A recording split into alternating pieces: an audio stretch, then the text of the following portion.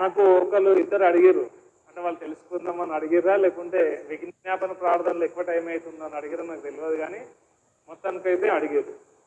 మనము ప్రార్థన చేయడము చాలా ముఖ్యం. చూడండి, ఈరోజు మనం ఎక్కడో ప్రాంతంలో జరిగినటువంటి ఒక సంఘటన నిమిత్తం మనం ప్రార్థన చేస్తున్నాం. ఈరోజు వాళ్ళెవరో మనకు తెలియదు, మనం ఎవరో వాళ్ళకి తెలియదు, మనం ప్రార్థన చేసిన సంగతి కూడా వాళ్ళకి తెలియదు. కానీ ఎందుకు ప్రార్థన చేసినామంటే వాళ్ళ బాధ ఏందో మనకు అర్థమైంది, మన సమస్య ఏందో మనకు అర్థమైంది.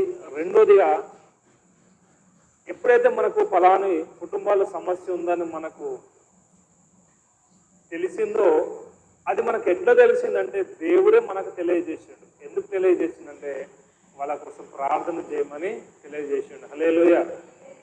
మనకు ఏదో రకంగా తెలియడం కాదు, అది దేవుడే మనకు తెలియజేసాడు. ఫలాని ప్రాంతంలో ఇట్లా జరిగింది, మీరు వారి కోసం ప్రార్థన చేయండి. హల్లెలూయా. ఫలాని ఏరియాలో ఇట్లా జరిగింది, మీరు దానికోసం ప్రార్థన చేయండి అని చెప్పి ఏదో ఒక రకంగా దేవుడు మనకు జరిగినటువంటి ప్రమాదానికి సంబంధించిన విషయాన్ని దేవుడు మనకు తెలియజేసిండు.